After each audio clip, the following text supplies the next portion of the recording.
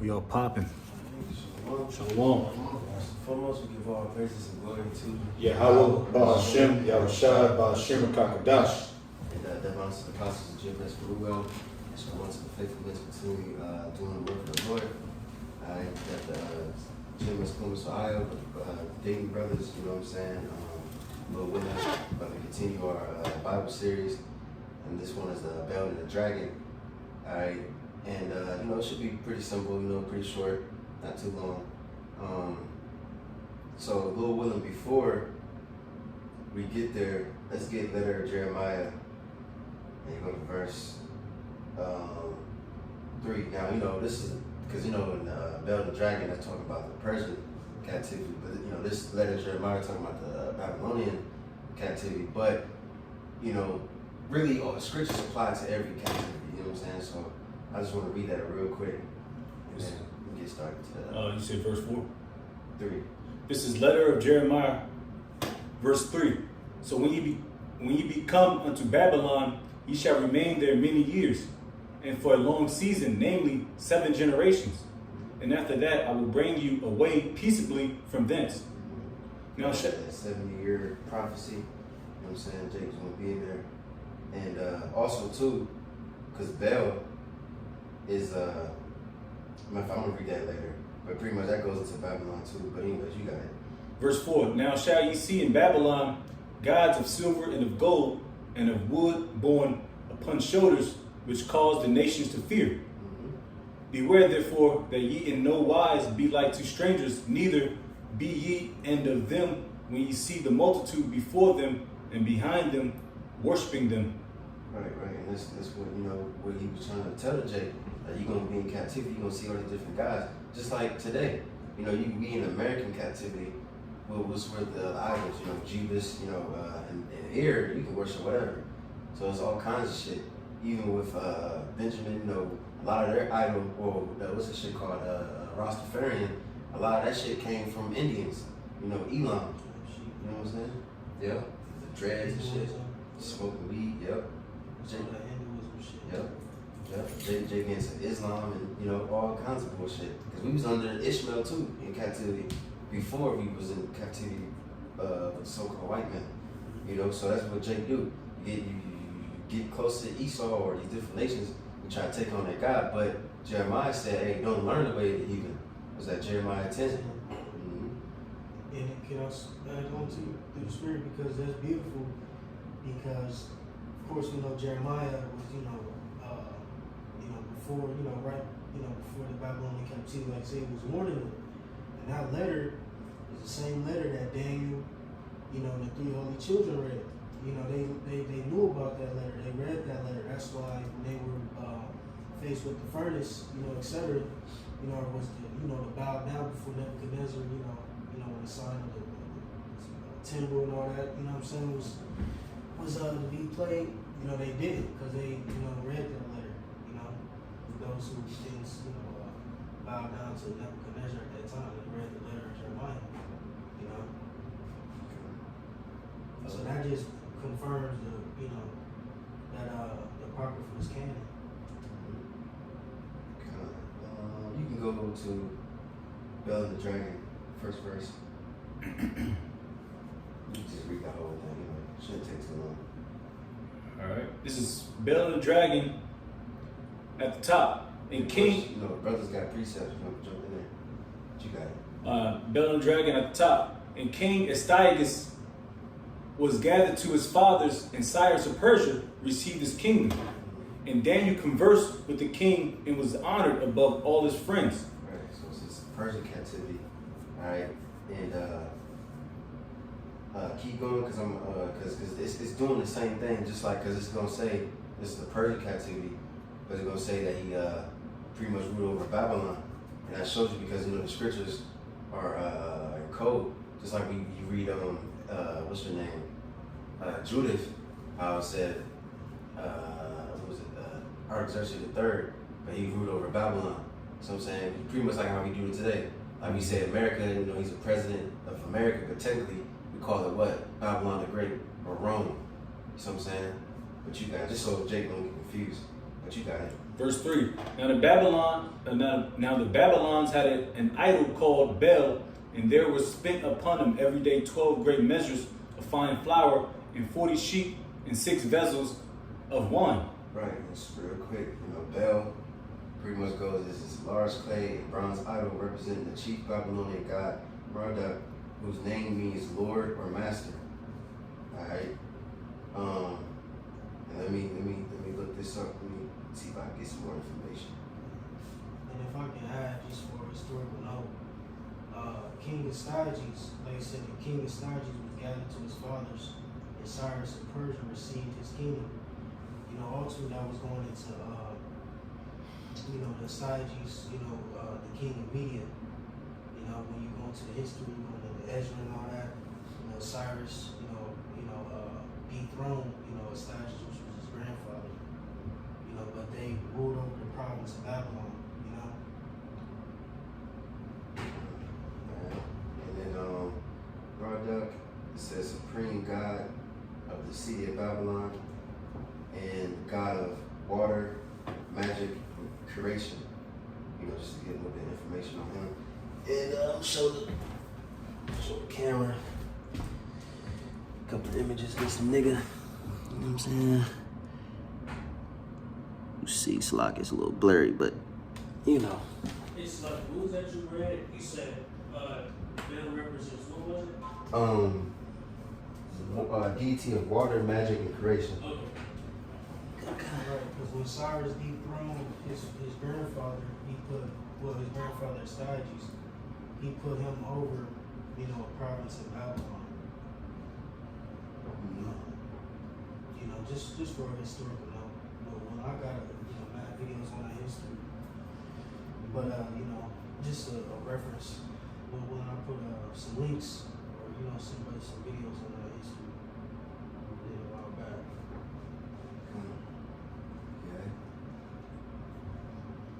back. Verse 4. And the king worshipped it and went daily to adore it. But Daniel worshipped his own power. And the king said unto him, Why dost not thou worship Bel? Who answered and said, Because I may not worship idols made with hands, but the living power, who hath created the heaven and the earth, and hath sovereignty over all flesh. Then said the king unto him, Thinkest thou not that Bel is a living power? Seest thou not how much he eateth and drinketh every day? Then Daniel smiled and said, O king, be not deceived, for this is but clay within and brass without, and did never eat or drink anything. Right, it's just idols, useless, it's not alive, these damn heathen, they're stupid, they worship a rock or wood, or stone, you know what I'm saying? It's just stupid. But and people do that to this day. There's different rituals and shit like these Elamites do, and so on and so forth. They will try to feed the idol, or it's even statues where you put you feed the idol some milk, and the damn stone will actually suck it up. But it's just a man that invented it. Yeah, even in Jeremiah the 10th chapter, when they put all their gifts down on a tree. Yeah. And same thing with Amalekites down in our land. They pray to the stone, to that wall. It's like that just remind me under the tree. You look at Santa Claus. Yeah. The kids the day before make some cookies for Santa Claus, and then they leave it out, and then you go to sleep. It's your dad. Right, the parents eat the shit. Nigga smack. You think you mad at Santa Claus, right? We can see the cookie. Yeah, he passed out because he. Didn't each other should be one bite like the person Yeah, Jake off that bud and shit. He gonna probably sleep on the couch, wake up, adjust his mask, cause it's all idol worship, man. To dumb idols. Back at it. You got research? Yeah, I'm trying to steal it from me. This is Psalms 115:4 reads. Matter of fact, let me start that out too. It says, Wherefore shall the heathen say, Where is now their God? But our God is in heaven, in the heavens. He hath done whatsoever he hath pleased. Their idols are silver and gold, the work of men's hands. They have mouths, but they speak not. Eyes have they, but they see not. They have ears, but they hear not. Noses have they, but they smell not. They have hands, but they handle not. Feet have they, but they walk not. Neither speak they through their throat. They that make them are like unto them. So is everyone that trusteth in them. Right? You a fool, man. You know, you can, worship something that another man built. You know what I'm saying? With his hands. You know, he done made his cheekbones, chiseled his teeth. You know what I'm saying? His feet, made his big toe. Like, get the fuck out. You know, how was that a God? You know, and you created it. You know, like I said, you lay with gold and, make it look all precious. You know what I'm saying? Like the Buddha. You know what I'm saying? You carved a nigga belly button. You know what I'm saying? And you just, dumb as a nigga who made it to worship it, man. Stupid. Call it again. So, Psalms 115:4. And that reminds me too, can we get Wisdom of Solomon 13? Let me see. This is some good. We can start at like, let me see. We can start at like 14 or 13. We gotta read all that.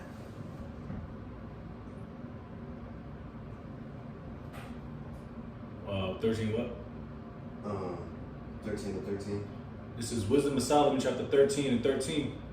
And taking a very refuse among those which serve to no use, being a crooked piece of wood and full of knots, have carved it diligently when he had nothing else to do, and formed it by the skill of his understanding, and fashioned it to the image of a man. Right, so you take a pretty much like a worthless little, piece of wood, and you make it to a man. That's a man making another man. So how can that be a God? That don't make no sense. But you got it. Verse 14, or made it like some vile beast, laying it over with vermilion, and with paint coloring it red, and covering every spot therein. Right, so I think Indians, they believe cows are holy and shit. Yeah, they don't eat beef. Yeah, they make guys like cows and cats and so on and so forth, But you got it. And when he had made a covenant, a convenient room for it, set it in the wall, and made it fast with iron, for he provided for it that it might not fall, knowing that it was unable to help itself, for it is an image and hath need of help. Right, so now you pretty much talking shit. Like, pretty much you gotta nail it to a wall or make a stand so it can stand upright. Yeah, fasten it. Right, so how can it be God if he can't even help himself stand upright? How you gonna? Because we pray to the Lord for everything. We pray to the Lord to give us good health, But how the hell is this something that can't even move? Help you move. You know what I'm saying? Get to and fro we need to get to. You gonna pray to a stone, Lord, please let me get to my job and make it back safely. And this nigga can't even move his legs. Yeah, it's funny. Yeah, you said Elon because the cow. What the fuck a cow gonna do? He can't even get out of a square of he can't get out of an acre. He can't escape his way out. Right. He can't even feed himself. Right. Let alone help you out with a blessing. Back at it says, verse 16, I think I read that.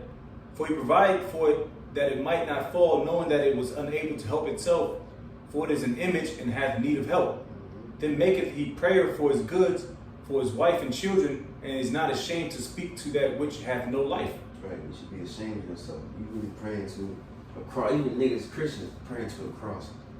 You know what I'm saying? You should be ashamed of yourself. This is it's nothing. Like, you know what I'm saying? You can't, like the Most High, like we made that live Friday. Most High, he's everywhere. Everywhere, everything, all at once. And you gonna just put him in a box or liken it to a cross or to a fucking cow or something. That's blasphemy. That's some bullshit. You can't contain the Lord. You see? But you got it. For health he calleth upon that which is weak, for life prayeth to that which is dead, for aid humbly beseecheth that which hath least means to help. And for a good journey he asketh of that which cannot set a foot forward. And for gaining and getting, and for good success of his hands, asketh ability to do of him that is most unable to do anything. Right. See, that's just bullshit. Like, what's the boy say? What was that? I think Einstein. He said the definition of insanity So you pretty much doing the same thing and expecting results out of it. Yep. That's insane. You praying to a rock. That nigga ain't hearing you. You got ears, but them ears don't work, you know? Yeah. Mm-hmm. Yes, sir. I got to reach it too, bro. Okay. I just agree with you. And real quick, I got these 2 words for idol. This is it says it multiple times in the Hebrew. 2 different. I think it's just 2 different words for it. The first one is atazab, which means pain, sorrow, idol. Also means wicked, but also I'm gonna read the other version of it real quick. It is. It's a lot to be pulled up. This one is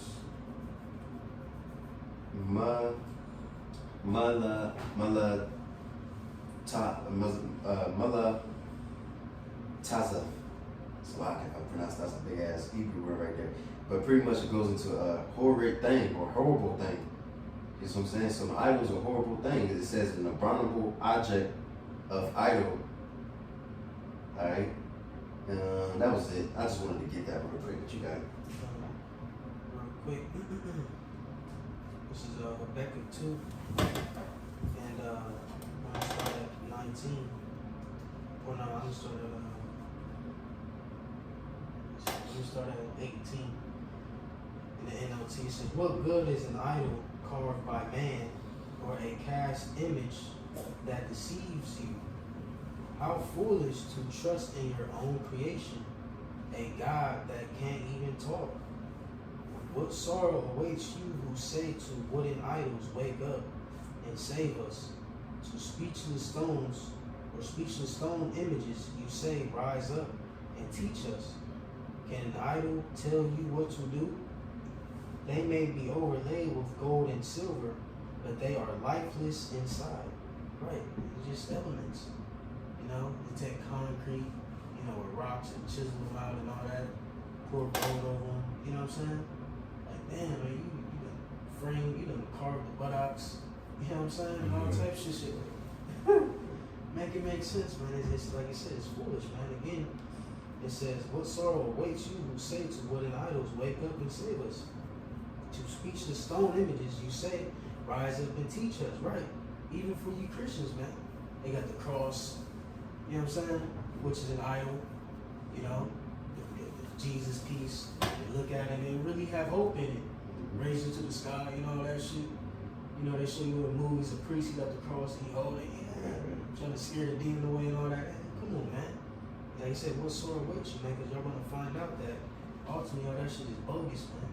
You know, we believe in the true living God, the omnipotent Yahweh, all right? You know, who doesn't, you know, in a sense, you know, need a physical appearance, you know, to prove, you know, himself to be true. You know, he's in everything, within everything. He's everywhere. Verse 20 says, but Yahweh is in his holy temple, that all the earth be silent before him. Right, because, you know, prior to the spiritual temple being built, you know, the physical temple, you know, was built to, you know, for the presence of the Lord to dwell in, you know, for his people, you know, like the Ark of the Covenant, you know what I'm saying, cherubims, you know, so on and so forth, you know, the presence of the Lord would dwell in the temple, you know. That's it. And can somebody just get on hold, letter of Jeremiah, verse 11, we can read that later. But you gotta go back to that. Verse 7, verse 8. So the king was wroth and called for his priests and said unto them, if ye tell me not who this is that devoureth these expenses, ye shall die. But if ye can certify me that Baal devoured them, then Daniel shall die. For he hath spoken blasphemy against Baal. And Daniel said unto the king, let it be according to thy word. Now the priests of Baal were three. So now we're gonna figure out if this idol is actually real. You know what I'm saying? Actually eating the sacrifices. You know what I'm saying? And we read in the book of Susanna how Daniel, you know, he split those two elderly men and interrogated them. So Daniel, he was very wise. You know what I'm saying? Saying he knew science and was very knowledgeable. So he's about to, discover these heathens' wicked ass plans, But you got it.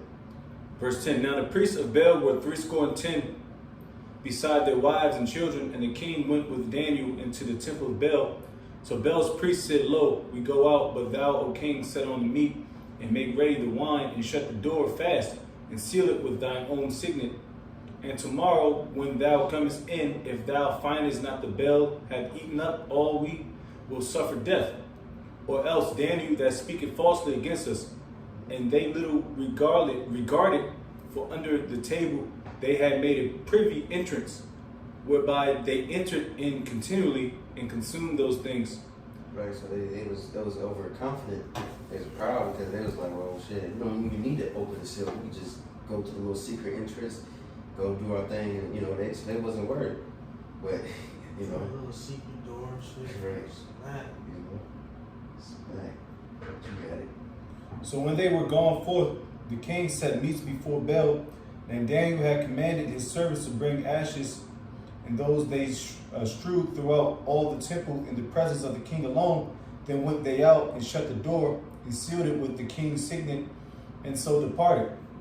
Now the night came, the priests with their wives and children, as they were wont to do, and did eat and drink of all. In the morning betime, the king arose, and Daniel with him. And the king said, Daniel, are the seals whole? And he said, Yeah, O king, they be whole. And as soon as he had opened the door, the king looked upon the table and cried with a loud voice, Great art thou, O Baal, and with thee is no deceit at all. Then laughed Daniel and held the king that he should not go in, and said, Behold, now the pavement, and mark well those footsteps are these. Right. You seen the whole sit-up. Yeah. So you try to, hold them back. Well, don't go in yet. It's don't fuck up the evidence. It's a crime scene investigation. Right. He's a detective Daniel. Good. Detective Daniel. You get it. It says, and the king said, I see the footsteps of men, women, and children. And then the king was angry and took the priests with their wives and children, who showed him the privy doors where they came in and consumed such things as were upon the table. Right, so you Ooh. see big feet, little tiny feet, you know what I'm saying? Footprints. Yep. Big ass. Yeah, big Shaq boot. Right. And that's the same thing as Esau doing to deceive everybody. They said the Project Blue Beam. Yeah. That's gonna get a lot of niggas on board, man. Yeah. Everybody gonna be throwing them Jesus pieces up in the air. Yeah. That's why what the scripture says, if it was possible, they're gonna try to deceive some very elect. Because we're gonna see a lot of miracles and signs in heaven, but like you said, it's gonna be Project Blue Beam and the other shit that Esau didn't even bring out yet, and we might see some shit, but through the Spirit, we're gonna be like, nah, that's not. That can't be the Lord, because the Lord ain't gonna come back looking like that, like a so-called white man, But you got it. And took the priests with their wives, children, and showed them the privy doors. There they came in and consumed such things as were upon the table. Therefore the king slew them and delivered Baal into Daniel's power, who destroyed him and his temple. And in that same place there was a great dragon which they of Babylon worshipped. Right. And you go into that word dragon, you also go into like a serpent. You know what I'm saying? Because in the ancient world too, a lot of people, a lot of different nations, they used to worship the serpent. You know what I mean? Probably flying serpent, things like that. That's why they call them dragons. You know what I'm saying? But you got it. Verse 24. And the king said unto Daniel, Wilt thou also say that this is a brass? Lo, he liveth, he eateth and drinketh. Thou canst not say that he is no living power, therefore worship him. Then said Daniel unto the king, I will worship the Lord my power, for he is the living power. But give me leave, O king, and I shall slay this dragon without sword or staff. The king said, I give thee leave. What verse you in? 27 now. Then Daniel took pitch and fat and hair and did seethe them together and made lumps thereof. This he put in the dragon's mouth. And so the dragon burst in sunder. And Daniel said, Lo, these are the gods ye worship. When they of Babylon heard that, they took great indignation and conspired against the king, saying, The king is become a Jew, and he hath destroyed Baal. He hath slain the dragon and put the priest to death. Yes, when they saw him, you know what I'm saying? Just like, and it's also too remind me of what was that, Elijah, when he confounded those what was it, what was they worshiping? It was even the prophets, Yeah. false prophets. You remember what they was worshiping? Queen of Heaven? I forget exactly. Right. You know, but hey, the Lord, hey, I mean not the Lord, but Elijah was mocking him. You know, he kept his cool. Because hey, we trust in Yahweh Shema Shah. We know that Yahweh Shema Shah, he's the living God. And what scripture says, where's the confounders of this world? What's the let me get that real quick in Corinthians where it says Prognosticators. not the one with the I think it's 3. Who's the contenders of the world? You know what I'm talking Someone about? fight for me? Let me see. It's like you keep reading, I'm gonna find it. Yeah, I think Elijah had to beat Baal. Okay, come on. Yeah, or Queen of Heaven too. Asura.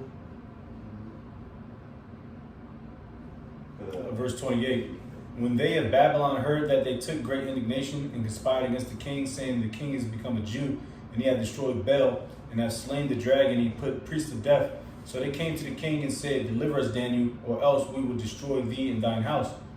Now when the king saw that they pressed him sore, being constrained, he delivered Daniel unto them, who cast him into the lion's den, where he was 6 days.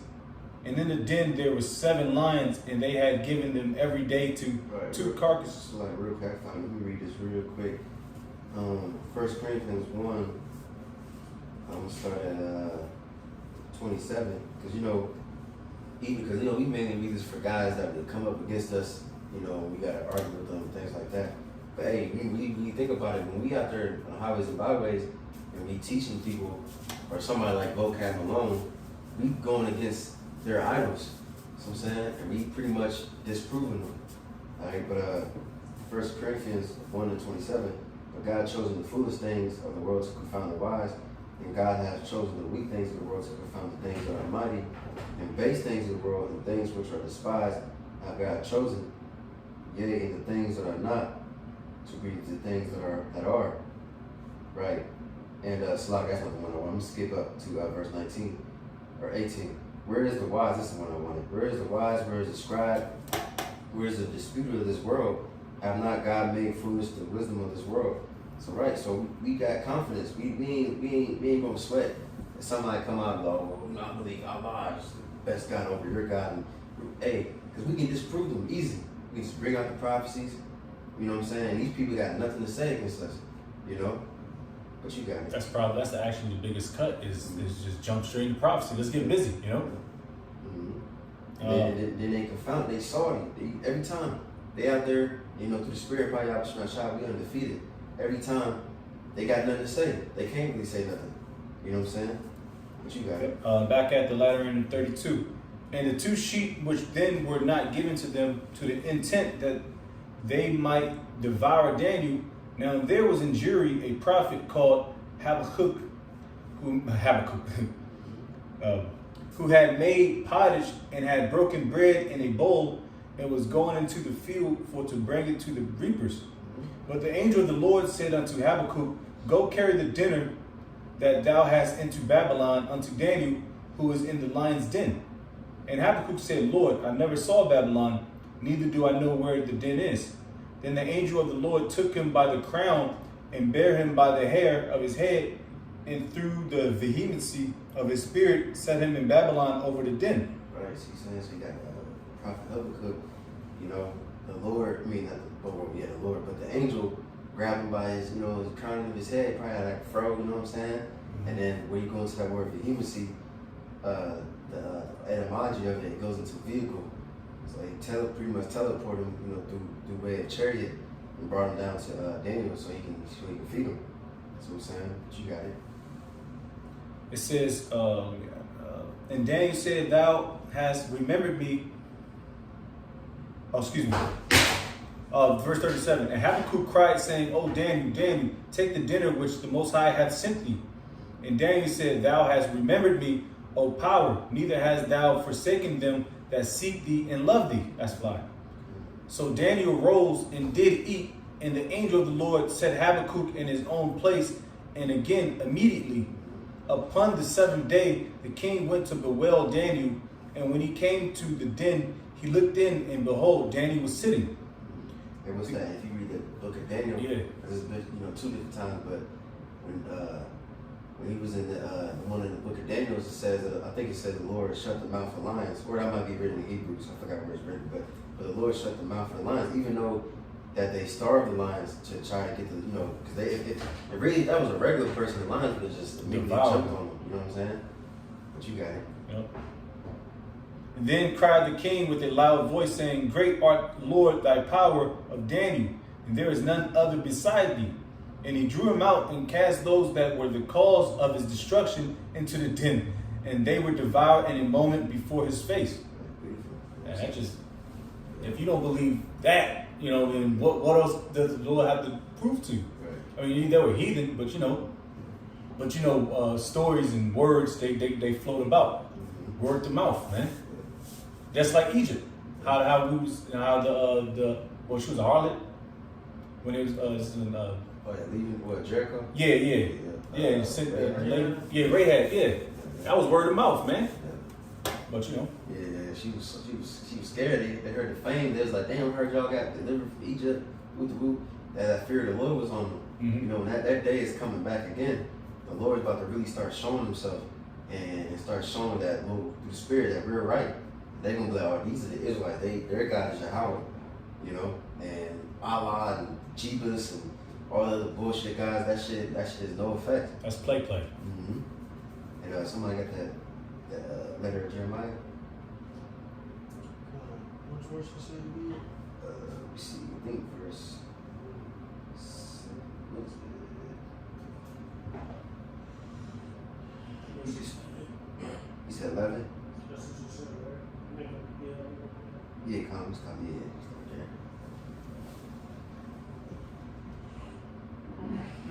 Jeremiah verse 11 says, yeah, they will give thereof to the common harlots, and deck them as men with garments, being gods of silver, gods of gold and wood. Yet cannot these gods save themselves from rust and moth, though they be covered with purple raiment. They wipe their faces. Right, what's rust and moth? That's corruption. You know what I'm saying? Corrosion. Right, corrosion. You pretty much it's getting corrupted. It's starting to decay. Starting to age. You can't do how much Shai ain't gonna do that. He's everlasting. He don't need to refresh himself and clean himself off, and you know what I'm saying? What's such? Somebody get that on hold. Romans, I think 1, what says you turn the incorruptible God into corruption. But you got it. It says they wipe their faces because of the dust of the temple, when there is much upon them. And he that cannot put to death one that offended him holdeth a scepter, as though he was a judge of the country. Right, scepter. You got a symbol of rulership, but you can't even put out judgment. When you have ever seen a stone become lively and then I'm about to start judging niggas like he's the most high? It's impossible. But you got it. And real quick too, because you got a lot of niggas, because today you would say, some nigga might say, well, we don't really worship idols anymore, but really, all the shit that you do, whether it be these so-called holidays, what's the word holiday really means holy day, all right? You see all this shit, it all stems back to an idol. Mm-hmm. You know what I mean? Even though you might not physically bow down, but it's still, the origins is idols, And even further, they give you the proper decorum to celebrate it. Red, white, blue, and all that shit. Christmas tree. Christmas tree. Days off to celebrate. Yeah. Time to do it. Yeah, give you some time to be wicked. They give you the decorum to celebrate how this is how you worship it. That day, or that, like I said, that idol. Niggas out there Christmas tree up 2 years. Oh yeah, people are already putting up holiday shit. Nice. Excuse me, what do you call it? Halloween Yeah. decorations. Saving for it. Niggas can't pay their rent, but they saving it for Halloween. Right. Yeah. You got it. There's says, he hath also in his right hand a dagger and axe, that he cannot deliver himself from war and thieves, whereby they are known not to be gods, therefore fear them not. Right. You can go one more verse. It says, for like as a vessel that a man useth is not worth when it is broken, even so it is with their gods. When they be set up in the temple, their eyes be full of dust through the feet of them that come in. Right. It's embarrassing, man.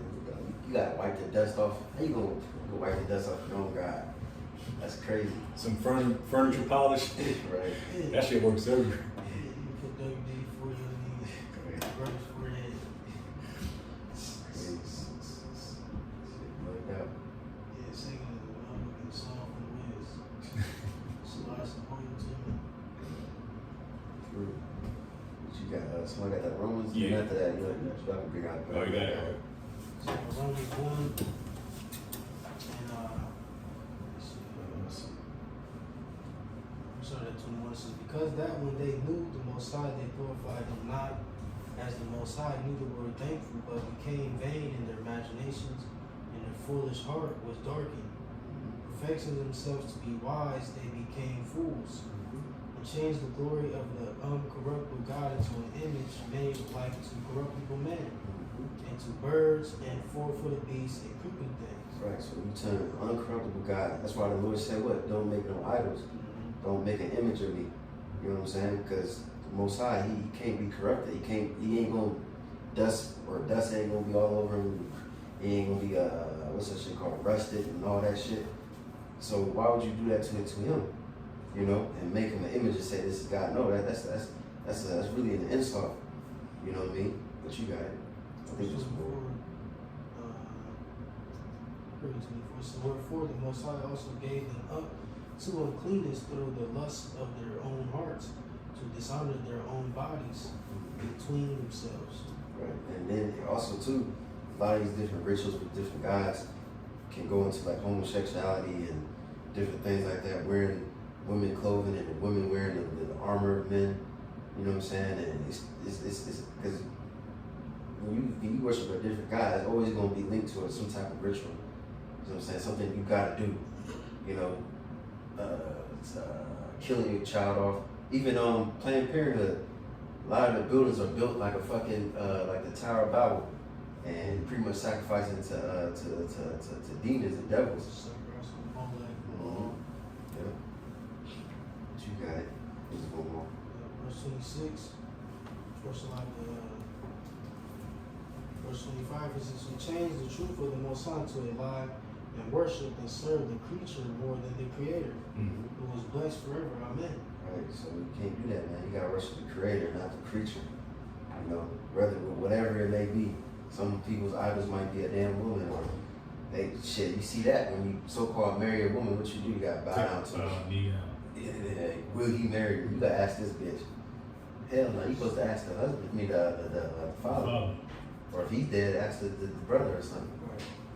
We're ahead of them. There's levels to this thing of Godhood, so to speak. Like the Almighty, Yahweh Shaddai, and man, which we are gods too. So they, when you say, what's Sarah called Abraham Lord? You know what I'm saying? So they worship us, and it's just like we have to worship Yahweh Shaddai. By default, us worshiping Yahweh Shaddai, we worship in the Heavenly Father.